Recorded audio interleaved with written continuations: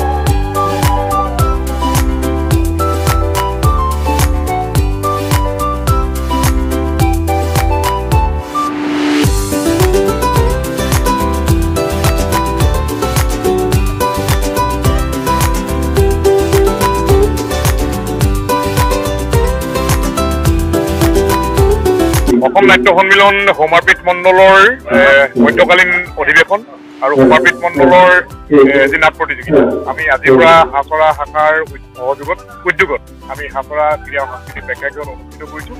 ইয়াতে আমাৰ হোমাৰপীঠ মণ্ডলৰ অন্তৰ্গত 5খন জিলাৰ মুঠ 9খন নাটকে 9টা দলে অংশগ্ৰহণ কৰিছে। তাৰ বাদে আমি দিনত প্ৰতিদিনে 2খনকৈ শিশুনাট সমাৰোহ অনুষ্ঠিত হ'ব। শিশুনাট তাৰ বাদে আমি কেন্দ্ৰীয় নাট্য আলোচনা চক্ৰ ইয়াত পাতিছোঁ। 29 তাৰিখে অনুষ্ঠিত হ'ব। উক্ত নাট্য আলোচনা চক্ৰটি আলোচক হিচাপে আহিব অসমৰ জনপ্ৰিয় যশস্বী পৰিচালক তথা নাট্যকাৰ জিতেন শৰ্মাদেৱ। তেনেকৈ অসমৰ বৰেণ্য নাট্য জগতৰ লগত জড়িত হৈ থকা অসম নাট্য সন্মিলনৰ লগত জড়িত থকা বৰেণ্য ব্যক্তিসকল আমাৰ মাজত আহিব। আমি সকলোকে হাছৰাত থাকি নাটক উপভোগ কৰিবৰ বাবে অনুৰোধ জনাইছোঁ। আজি আমাৰ পুৱা পতাকা উত্তোলন আছিলে, তাৰপিছত আছিলে আমাৰ স্মৃতি তৰ্পণ। আজি 63খন পতাকা অসম নাট্য সন্মিলনৰ 63 সংখ্যক জন্মদিন উপলক্ষে আজি 63 বছৰ হৈছে যোৱা।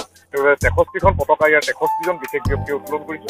তাৰপিছতে আমাৰ শিৱসাগৰ জিলাৰ সাধাৰণ পৰিষদৰ বৈঠকখন অনুষ্ঠিত হৈছে। তাৰপিছতে আমাৰ হোমাৰপীঠ মণ্ডলৰ সাধাৰণ পৰিষদ বৈঠকখন অনুষ্ঠিত হৈছে। আৰু শিৱসাগৰ জিলাৰ এই সাধাৰণ পৰিষদৰ বৈঠকতে শিৱসাগৰ জিলাখন আজি নীলোৎপল বৰগোহাঁই সম্পাদক আৰু সভাপতি আৰু এতিয়া আজি ৰাতিলৈ নাটক আজি 3টা দলে